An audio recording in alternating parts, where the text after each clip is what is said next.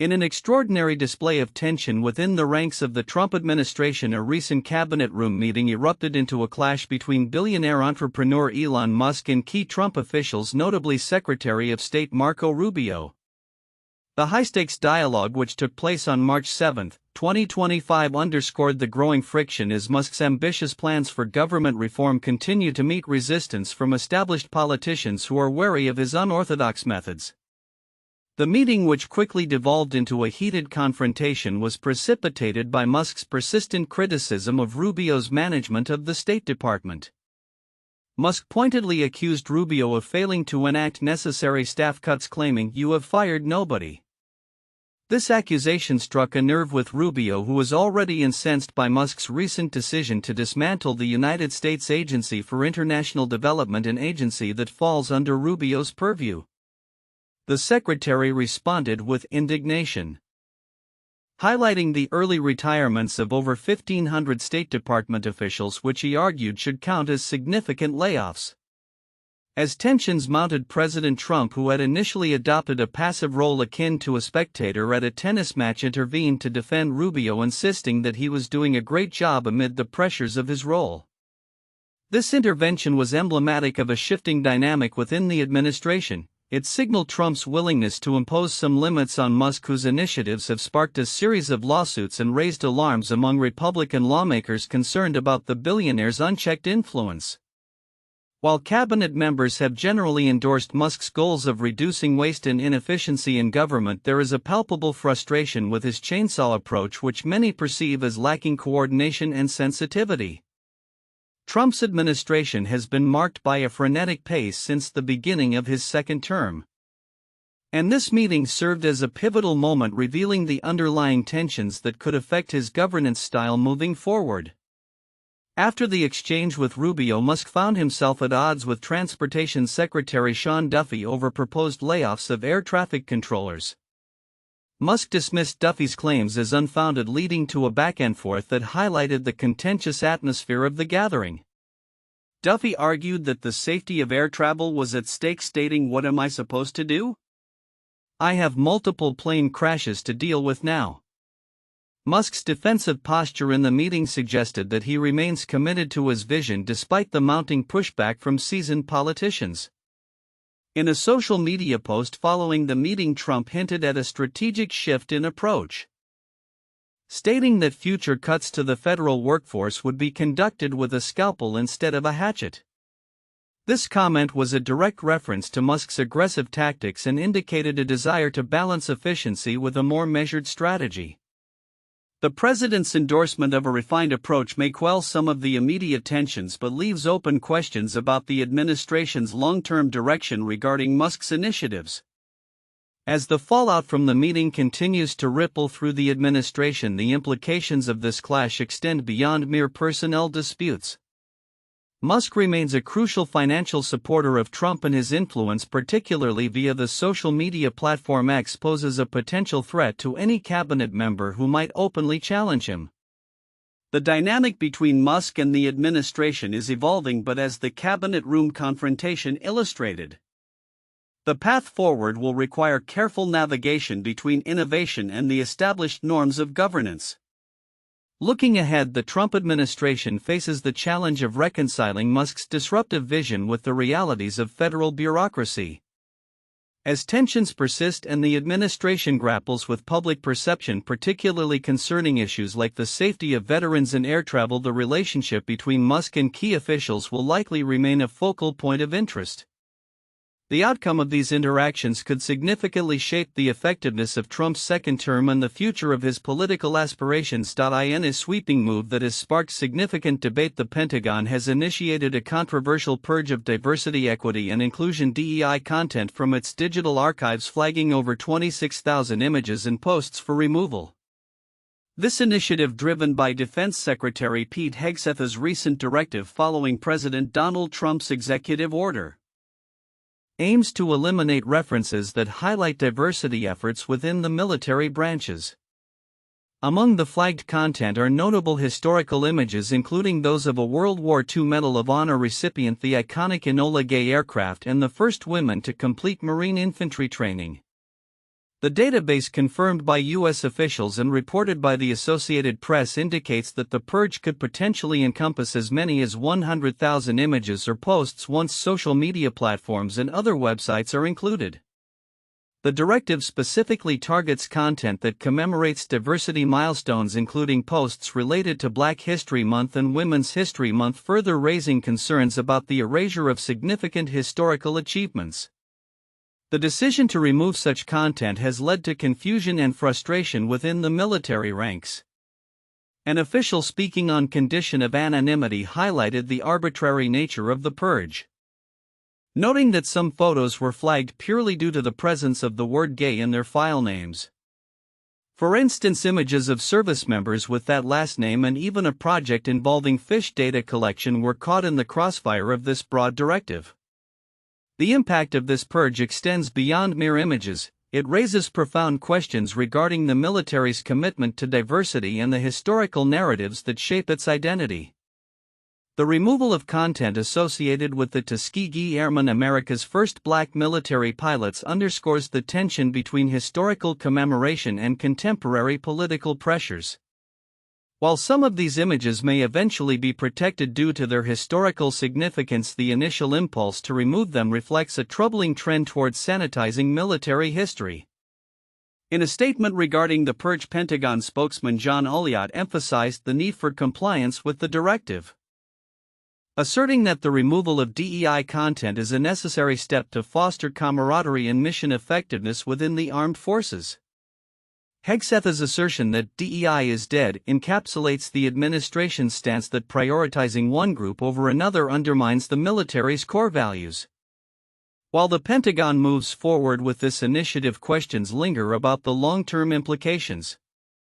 Military historians, advocates for diversity, and even some within the ranks may view this as a regression in the fight for inclusivity within the armed forces. The challenge will be balancing the need for compliance with the preservation of a multifaceted military history that honors all contributions regardless of race or gender. In a parallel development, Secretary Hegseth has also issued a mandate to streamline the Defense Department's software acquisition process. This initiative aims to facilitate quicker access to commercial software solutions, reflecting a broader recognition of the critical role that technology plays in modern warfare. Hegseth's memo directs all DoD components to adopt the software acquisition pathway, promoting a shift from a hardware-centric to a software-centric approach. This change is designed to enhance operational effectiveness by leveraging innovative commercial capabilities and expediting the procurement process. As the Pentagon navigates these dual paths, purging DEI content while accelerating technological modernization, it will be essential for military leaders to consider the broader implications of their actions. The decisions made today will shape the narrative of the armed forces for years to come, influencing both its operational capacity and its commitment to diversity and inclusion.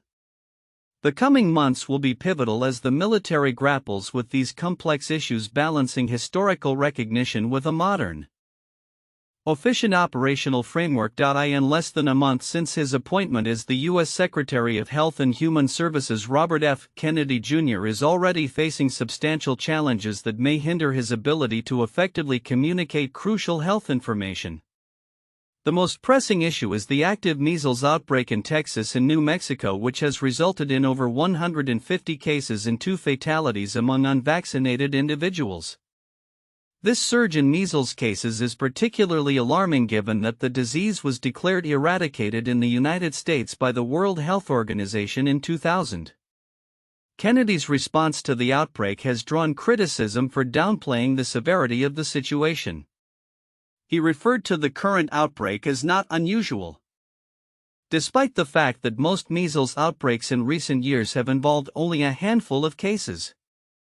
The recent fatalities mark the first measles deaths in the U.S. in over 2 decades.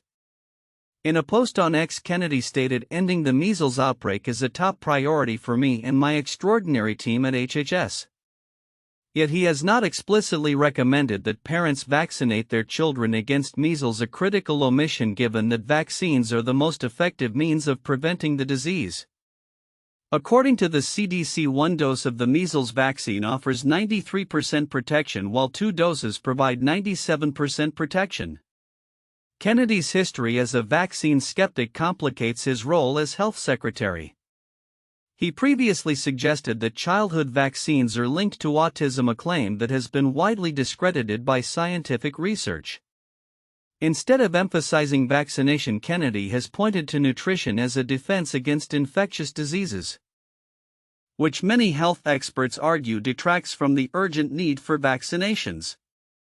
The timing of Kennedy's remarks is particularly concerning as the nation grapples with a surge in vaccine hesitancy and suboptimal vaccination rates among children.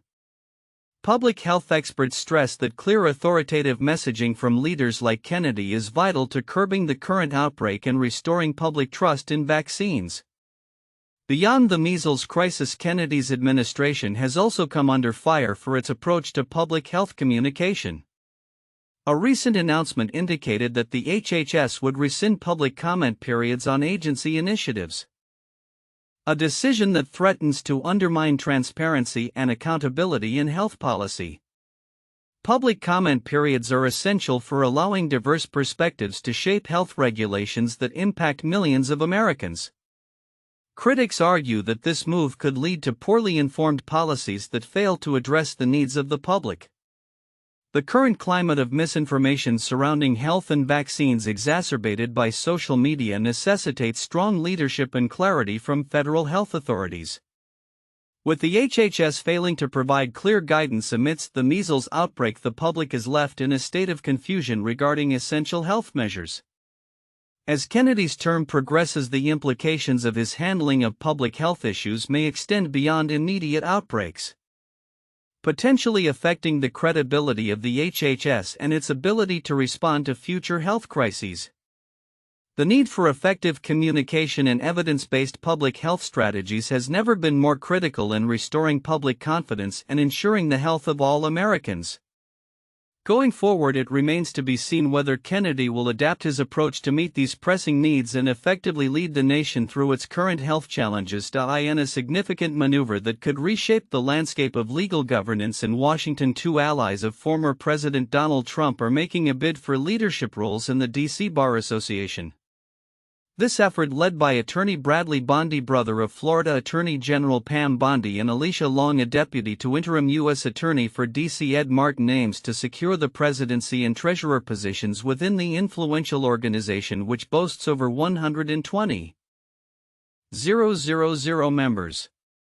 The D.C. Bar Association, often overlooked by the general public, plays a pivotal role in the legal profession, overseeing attorney admissions and ethical conduct.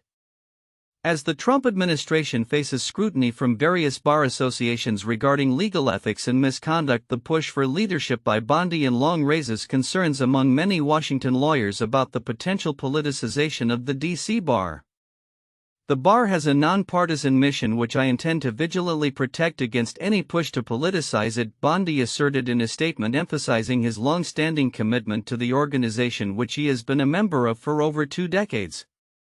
He aims to introduce practical benefits for members, including free legal education and enhanced pro bono opportunities, distancing his candidacy from political motivations. However, this bid is being met with skepticism. Critics have labeled Bondi and Long as Trump/Pam Bondi loyalists, warning that their election could undermine the integrity of the bar. An email circulating among D.C. attorneys urged vigilance in the upcoming elections, suggesting that the administration might be reacting to internal pushback from legal professionals concerned about the implications of Trump's agenda. The stakes are high as the D.C. Bar's leadership influences the disciplinary process for attorneys, including those appointed by Trump. Recently, several Trump-affiliated attorneys have faced scrutiny and sanctions for their actions during and after the 2020 election. The letter from Democratic senators to the Office of Disciplinary Counsel expressed grave concerns about Martin's conduct since taking office, further highlighting the contentious relationship between the Trump administration and legal oversight bodies. As Bondi and Long prepare for the election scheduled from April to June, their opponents, including Diana Seltzer, who has called for a more supportive legal community amidst governmental chaos, are poised to challenge their narratives. Seltzer emphasized the importance of maintaining ethical standards and ensuring that the bar does not blur the lines of justice and accountability. On a broader scale, the push for control over the DC bar reflects the Trump administration's ongoing struggle with bar associations, which have traditionally been seen as adversaries. The tension peaked during Trump's first term when the American Bar Association criticized several of his judicial nominations. This history suggests that the current leadership battle is not merely about positions within the bar but also about the ideological direction of legal governance and the Capitol. As the election date approaches, the legal community watches closely, mindful that the outcome could significantly influence the bar's future operations and its role in upholding ethical standards within the profession. The ramifications of a Trump-aligned leadership could alter the dynamics of legal accountability, and how the DC bar navigates these challenges will likely resonate well beyond its membership. With the ongoing political climate, this election not only marks a pivotal moment for the bar but also sets the stage for how legal ethics will be defined in the years to come. In a recent series of statements, U.S. Treasury Secretary Scott Bessent provided a candid assessment of the current economic landscape, suggesting that the U.S. economy might be on the verge of a significant transformation. Speaking on CNBC's Squawk Box, Bessent remarked, "Could we be seeing that this economy that we inherited starting to roll a bit?" Sure. His comments reflect a recognition of both the challenges and potential shifts as the Biden administration's policies transition to those of President Donald Trump. Bessent highlighted the ongoing adjustment from public spending to private spending, indicating that the U.S. economy has become hooked on government expenditures. "There's going to be a detox period," he said, alluding to the adjustments necessary as the economy recalibrates to a new fiscal approach. This transition comes in the wake of a generally strong economic performance under Biden, but it also follows signs of a slowdown in late 2024, compounded by persistent inflation that remains above the Federal Reserve's 2% target. The Treasury Secretary's remarks come at a time when economic indicators are showing mixed signals. The latest jobs report revealed an uptick in unemployment to 4.1%, up from 4%, with job additions falling short of economists' expectations. The economy added 151,000 jobs in February, significantly below the anticipated 170,000. These figures underscore the uncertainty that now characterizes the labor market. In addition to discussing broader economic trends, Bessent defended the Trump administration's controversial tariff policies, which have targeted key trading partners including Canada, Mexico, and China. He stated tariffs are a one-time price adjustment, countering concerns that these measures would lead to prolonged inflation. His comments came shortly after Trump imposed a 25% tariff on all goods imported from Canada and Mexico, which the president justified by citing issues related to illegal immigration and drug trafficking. Bessent's defense of tariffs also touched on the notion that access to cheap goods is not the essence of the American dream. This perspective suggests a shift away from prioritizing low prices in favor of protecting American jobs and industries, a cornerstone of Trump's America First trade policy. While acknowledging that tariffs could lead to higher consumer prices, Bessent emphasized the need to reassess international trade agreements that may not benefit American workers. As the Trump administration takes steps to reshape economic policies, analysts are keenly observing the potential impacts on consumer confidence and market stability. While some sectors may benefit from protective tariffs, the broader implications for inflation and purchasing power are still under scrutiny. Looking ahead, Bessent's comments signal that the U.S. economy is at a pivotal juncture. As the administration navigates this transitional phase, the interplay between private and public spending alongside the ramifications of tariffs will likely shape the economic narrative in the months to come. The forthcoming data and policy decisions will be critical in determining whether the economy can successfully adapt to this new landscape, or whether the anticipated detox period will lead to further challenges. In a significant move that reflects evolving global economic dynamics, the United States is pressing India to reduce its tariffs and increase purchases of American defense products. This initiative aims to foster a more equitable trade relationship which is perceived as essential given the strategic importance of both nations in contemporary geopolitical landscapes. As noted by Howard Lutnick, the U.S. Secretary of Commerce, the expectation is clear: foreign countries that live and breathe off our economy will start to pay, underlining a shift in the approach to international trade agreements.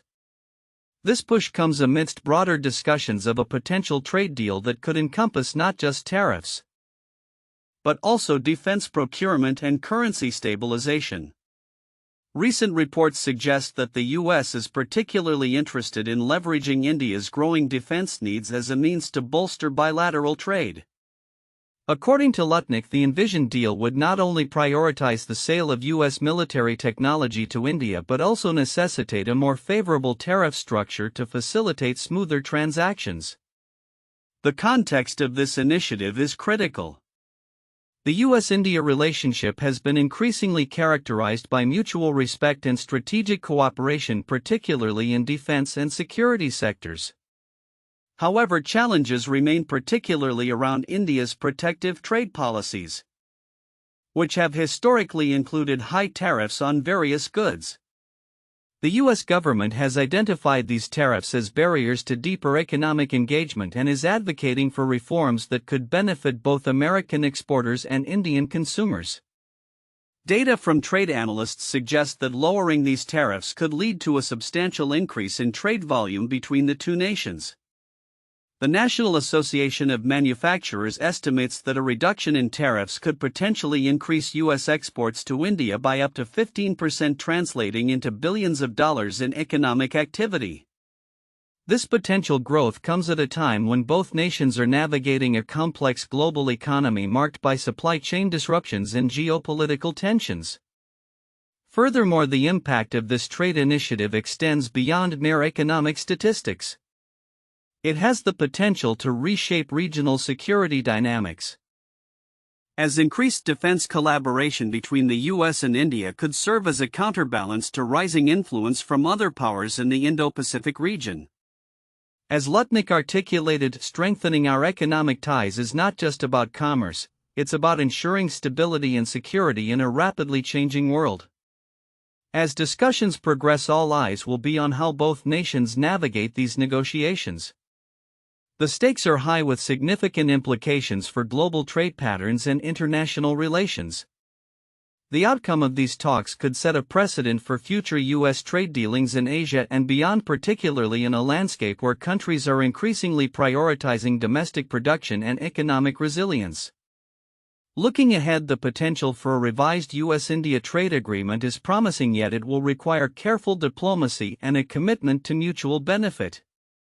As the Biden administration continues to advocate for fair trade, it remains to be seen how receptive India will be to these demands and what compromises might be necessary to forge a path forward. The next few months will be crucial as both nations work towards a deal that not only benefits their economies but also enhances their strategic partnership in an increasingly complex global arena.